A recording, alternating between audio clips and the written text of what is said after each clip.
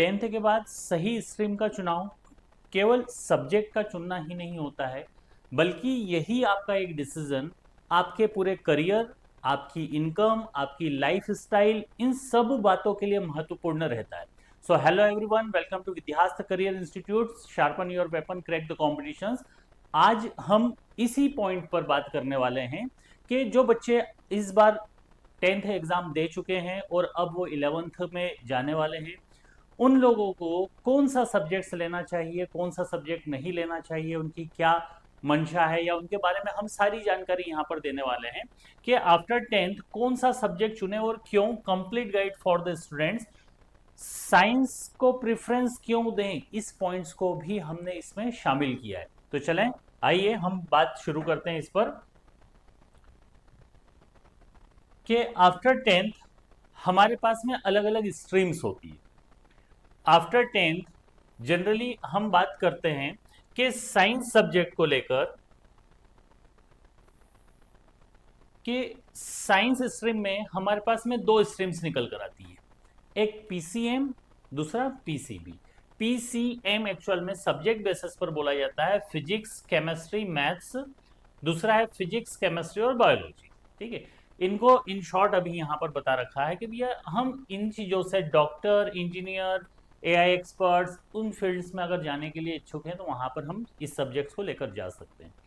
After tenth हमारे पास में equally opportunity रहती है क्या, कॉमर्स सब्जेक्ट्स को लेने के लिए। अगर जो स्टूडेंट्स ज़्यादा इंटरेस्टेड है बिजनेस को लेकर, फाइनेंस सर्विसेज को लेकर, तो वो इस सब इन चीज़ों को सिलेक्ट कर सकता है, क्योंकि यहाँ पर बिजनेस अपॉर्चुनिटीज़ के लिए हमारे पास में ऑप्शंस मिल जाएंगे, फाइनेंस को लेकर मिल जाएंगे। चार्टर अकाउंट अगर बनना चाहता है तो सीए के ऑप्शंस मिल रहे हैं, एमबीए के मिल रहे हैं, बैंकिंग सेक्टर्स मिल रहे हैं। तो कॉमर्स में ऑल इन ऑल हम इन शॉर्ट ये बोल सकते हैं कि अगर बच्चा फाइनेंस सर्विसेज से इंटरेस्ट रख रहा है तो उसे ये सब्जेक्ट्स लेना चाहिए। सेकेंडरी अगर बात करें कि आर्ट सब्जेक्ट्स को लेकर, आर्ट्स जैसे नाम से ही क्लियर है कि एक क्रिएटिविटी वाला सब्जेक्ट्स है, तो अगर वो क्रिएटिविटी में इंटरेस्ट रख रहा है वो इस सब्जेक्ट्स में जा सकता है। इसके अलावा अगर वो एमपीपीएससी, यूपीएससी करना चाहता है तो भी वो इस सब्जेक्ट से ले सकता है। हालांकि एमपीपीएससी, यूपीएससी आप साइंस सब्जेक्ट से भी कर सकते हैं, दूसरे सब्जेक्ट से भी कर सकते हैं। मैंडेटरी नहीं है कि आप एमपीपीएससी, यूपीएससी के लिए केवल आर्ट सब्जेक्ट लें। ठीक है, तो कुछ बच्चों की चॉइस होती है, उनको सब्जेक्ट्स इजी लगता है कि आर्ट सब्जेक्ट इजी है, हम इसमें अच्छी प्रिपरेशन कर सकते हैं, हम अपना 100% दे सकते हैं, तो वो इन सब्जेक्ट्स को सिलेक्ट कर लेता है। लॉयर फील्ड यहाँ से निकल सकती है, मीडिया फील्ड निकल सकती है। तो ये सारे हमारे लिए अलग अलग तीन मेन सब्जेक्ट जो हम बात कर रहे थे कि साइंस, कॉमर्स और आर्ट। आफ्टर टेंथ आप अपनी डिजायर के बेसिस पर ये सब्जेक्ट्स ले सकते हैं, लेकिन अभी वीडियो को पूरा देखें ताकि आपको समझ में आए कि हमें क्या प्रेफरेंस देना चाहिए और क्यों देना चाहिए। उन पर हम यहाँ पर बात करने वाले हैं कि साइंस में अगर हम बात करें कि इंपॉर्टेंस ऑफ साइंस क्या है ना, अगर इस चीज को समझें कि हम साइंस की जो स्ट्रीम है, तो साइंस की जो स्ट्रीम है इसको इंपॉर्टेंस क्यों देना चाहते, साइंस की स्ट्रीम को इंपॉर्टेंस क्यों देना चाहिए, why is the science stream given more preference, हमें सबसे ज्यादा इसको ही प्रेफरेंस क्यों देना चाहिए। रीजन है उसका कि science students can letter moves into the commerce और मेनी आर्ट फील्ड्स टू। अगर पहला तो चांस ये ले लिया हमने कि अगर हमने 11th में साइंस सब्जेक्ट लिया है, अब उस साइंस सब्जेक्ट्स को हम नहीं समझ पा रहे हैं, किसी कारणवश हमें वो लेंदी लग रहा है, टफ लग रहा है, डिफिकल्टीज आ रही है उनको समझने में, उसको कंप्लीट करने में, बाद में हमें चीज़ें क्लियर हो रही है, तो ये चीज़ हम क्या कर सकते हैं कि वापस से हम कॉमर्स या आर्ट में जा सकते हैं। कहना ये चाह रहे हैं कि साइंस, कॉमर्स और आर्ट, आपने फर्स्ट कैटेगरी वाले अगर सब्जेक्ट्स को लिया है तो आप फिर सेकंड पर जा सकते हैं, कॉमर्स पर जा सकते हैं। ऐसे ही आपने यहाँ से अगर आर्ट लेना है तो आर्ट भी जा सकते हैं। तो पहला पॉइंट तो ये समझाया गया है कि आप साइंस के बाद में अगर अपना सब्जेक्ट चेंज करना चाहते हैं तो कर सकते हैं, लेकिन अगर आप कॉमर्स लेना चाहते हैं और कॉमर्स लेने के बाद अगर आप सोचते हैं कि नहीं मुझे साइंस लेना था और आप फिर सीधा उठकर कॉमर्स से साइंस लोगे तो आप नहीं ले पाओगे। ये नीचे से ऊपर स्टूडेंट्स यानी सेकंड कैटेगरी से फर्स्ट कैटेगरी में नहीं जा सकता। तो पहला पॉइंट तो ये समझ में आ जाना चाहिए। दूसरे पॉइंट पर बात करते हैं कि साइंस ओपन्स, ये मेन पॉइंट्स हैं हमारे लिए। मेनली जो प्रेफरेंस देना चाहिए साइंस को, वो क्यों देना चाहिए, वो प्रेफरेंस का रीजन यहाँ पर हमें दे रखा है कि science opens the maximum number of career opportunities. Science क्या करता है, maximum number of career opportunities आपके सामने लाकर रख देता है। मतलब ये कि अगर इन शॉर्ट में अगर आपको यूं बताऊं कि अगर आपने कॉमर्स लेना है तो आप अगर सीए बनना चाहते हैं तो आप कॉमर्स ले लें, लेकिन इसके अलावा और कोई सी चीज करना है तो वो सारी चीजें हमारे साइंस फैक्टर, साइंस से भी चली जाएगी, है ना। आप बैंकिंग के लिए भी अप्लाई करना चाहते हो, साइंस में अगर सब्जेक्ट लिया तो आप बैंकिंग के लिए वहां पर भी एलिजिबल रहोगे। तो बहुत सी ऐसी चीजें, एमपीपीएससी यूपीएससी करना चाहते हो आप, आर्ट कॉमर्स साइंस कुछ भी ले सकते हो। तो साइंस के पास में अपॉर्चुनिटीज बहुत सारी, इतनी अपॉर्चुनिटीज साइंस देता है जो अपॉर्चुनिटीज हमें कॉमर्स और आर्ट वाले सब्जेक्ट से नहीं मिल पाती है। वो ज़्यादा मैक्सिमम नंबर ऑफ अपॉर्चुनिटीज देता है। तो पहला तो पॉइंट ये है कि हमें प्रेफरेंस देना चाहिए, क्योंकि maximum number of career opportunities देने वाला सब्जेक्ट जो है वो हमारे पास में कौन है, साइंस है। साइंस में दो कैटेगरीज बनती है, एक पीसीएम और एक पीसीबी की, मैंने अभी आपको बताई थी, है ना, हम और इस पर बात कर लेंगे। नेक्स्ट है कि फ्यूचर इंडस्ट्रीज। आप इस पॉइंट्स को भी ध्यान रखना, प्रेफरेंस क्यों देना चाहिए फ्यूचर इंडस्ट्रीज। अभी आप देखो कि फ्यूचर हमें, आप एआई के बारे में आज की तारीख में ऐसा कोई भी नहीं बाकी है कि जिसे पता ही नहीं है कि एआई क्या होता है, ठीक है। आर्टिफिशियल इंटेलिजेंस के बारे में हर किसी को पता है, पूरा फ्यूचर हमारा रोबोटिक्स पर डिपेंड करेगा। तो आप देखें कि future industries like AI, robotics, space science, medical technology, data science, all are the science based. अगर आप इन सारे फ्यूचर देख रहे हैं कि सारे फ्यूचर इंडस्ट्रीज पर बात कर रहे हैं, तो वो सब कुछ किस पर डिपेंड कर रहा है, साइंस बेस्ड है। आपने ये चीजें सीख ली तो आप सक्सेसफुल रहेंगे। ऐसे ही अगर बात करें कि आगे के लिए पीसीएम को लेकर हम बात करें यहां पर, तो पीसीएम में क्या होगा कि PCM students can become the engineers, software developers. Physics, chemistry, maths subjects को पढ़ रहा है साइंस के अंदर, तो वो स्टूडेंट्स क्या कर सकता है, इंजीनियर्स बन सकते हैं, सॉफ्टवेयर डेवलपर बन सकते हैं, एआई एक्सपर्ट्स बन सकते हैं, डेटा साइंटिस्ट बन सकते हैं, रिसर्चर्स बन सकते हैं। ऐसे ही जो स्टूडेंट्स फिजिक्स, केमिस्ट्री और बायोलॉजी के साथ में अपना करियर बनाना चाह रहा है, तो वो क्या कर सकता है, डॉक्टर्स बन सकते हैं, डेंटिस्ट बन सकते हैं, फार्मासिस्ट्स बन सकते हैं, नर्सेज बन सकते हैं, मेडिकल रिसर्चर्स में जा सकते हैं। तो ये हमारे लिए पीसीबी और पीसीएम वाले थे। Science develops analytical thinking and problem solving skill. मतलब अगर आप इंटरेस्टेड हैं, आपको अच्छा लगता है अगर हम एनालिटिकल थिंकिंग के बारे में बात करें और प्रॉब्लम सॉल्विंग स्किल के बारे में बात करें, तो आप फ्यूचर ग्रोथ कर सकते हैं। यहाँ पर मैं एक चीज़ आपको जरूर क्लियर कर दूं कि हम ऐसे सब्जेक्ट्स पर जाएं जो हमारा स्किल ओरिएंटेड हो। हमें after tenth, after twelfth, after college, हमें अपनी कुल मिलाकर स्किल पर काम करना चाहिए। हम सब्जेक्ट्स लेकर, ऐसे सब्जेक्ट्स को लेकर जिसको हम पढ़कर डिग्री हम ले भी लें और दीवार पर टांग दें, तो कोई काम का नहीं। हमें वो सब्जेक्ट्स सिलेक्ट करना चाहिए जिससे हमारी स्किल डेवलप हो, ताकि हम इन फ्यूचर अपने लिए जॉब, गवर्नमेंट जॉब लगती है नहीं लगती है, लेकिन कहीं ना कहीं हम खुद ही उस जॉब की अपॉर्चुनिटी क्रिएट कर सकें, हम खुद अपने पैरों पर खड़े होकर अपना कुछ काम कर सकें। तो स्किल होगी तो आप कर पाएंगे।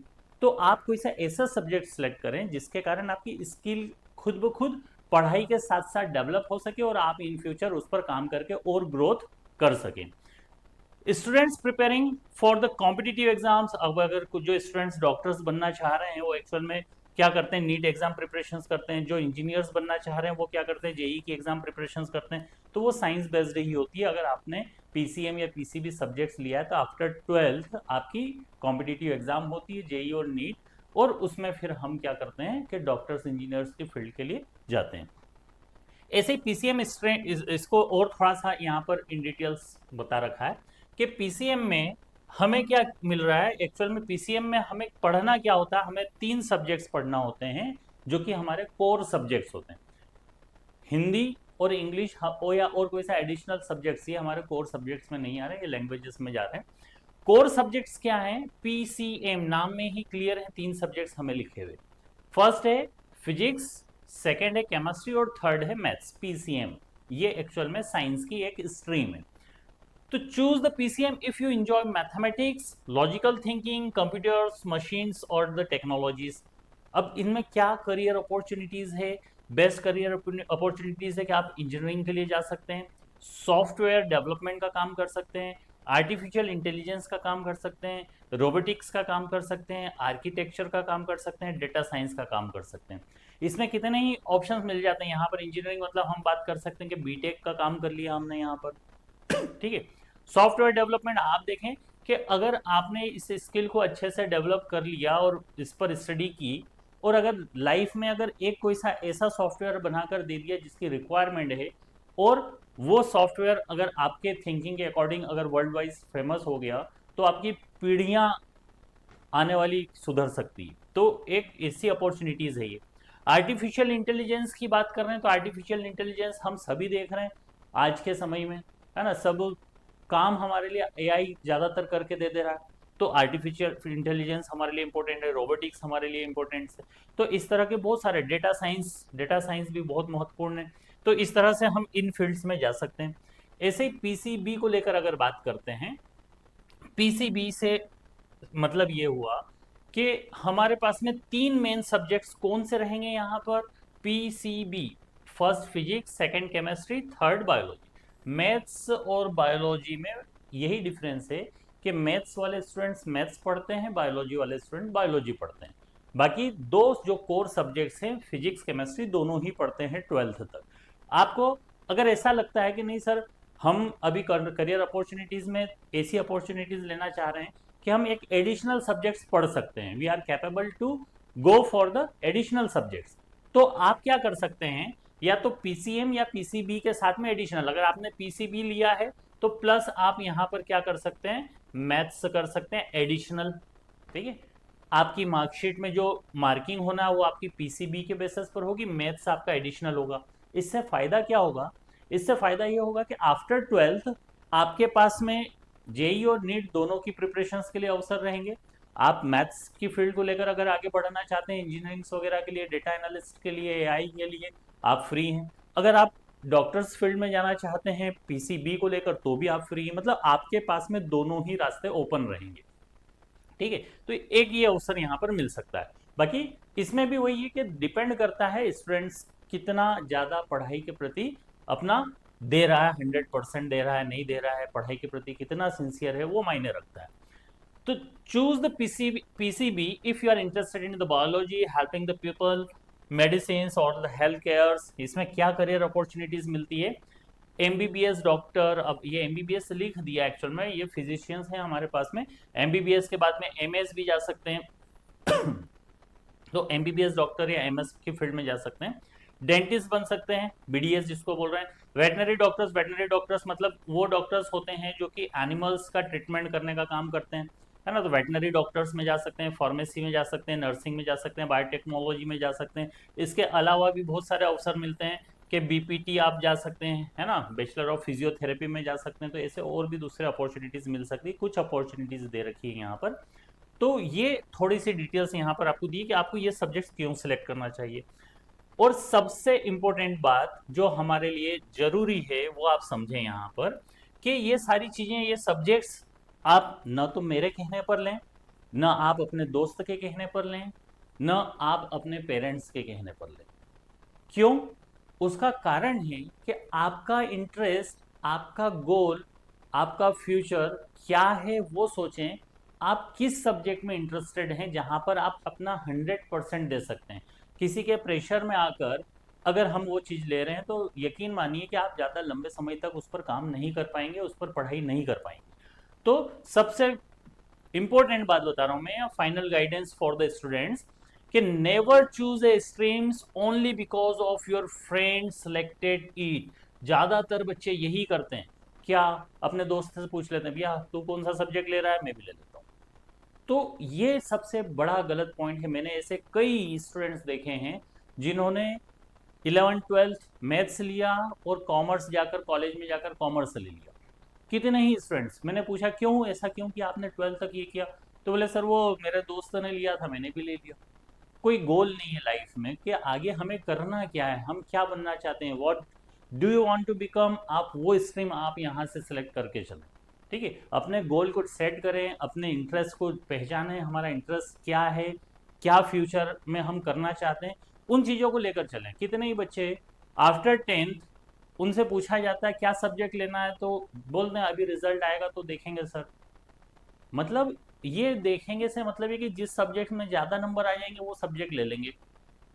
तो ये कितनी बड़ी बातें हैं कि हम अपने फ्यूचर को किसी और पर छोड़ दे रहे हैं। ठीक है, तो ये सबसे पहला पॉइंट है कि आपको अपना फ्यूचर सेट करना है, अपने परिवार का फ्यूचर सेट करना है, तो इनिशिएटिव भी आपको ही लेना पड़ेगा। आप अपने आप को पहचानें, तो किसी और के कहने में आकर न लें, बिल्कुल भी न लें, कतई न लें। Friends selected it so I है सिलेक्टेड इट, तो ये गलत है। ठीक है, select according to your interest, अपने इंटरेस्ट के अकॉर्डिंग ही सब्जेक्ट्स को सिलेक्ट करें। अपनी स्ट्रेंथ देखें कि क्या मैं वो सब्जेक्ट्स को लेने के लिए कैपेबल हूं, मैं अब उसको पढ़ पाऊंगा, मैं उसको कर पाऊंगा। मेरा फ्यूचर गोल क्या है, I want to become data analyst, I want to become a scientist, I want to become a CA। आपका फ्यूचर गोल क्या है, क्या वो स्ट्रीम जो आप ले रहे हैं वो आपको आपके फ्यूचर गोल तक पहुंचाएगी या नहीं पहुंचाएगी, उस चीज को देखें। तो ये हम इन 3 चीजों को जरूर देखें सब्जेक्ट सिलेक्ट करने में, interest, strength and future goal.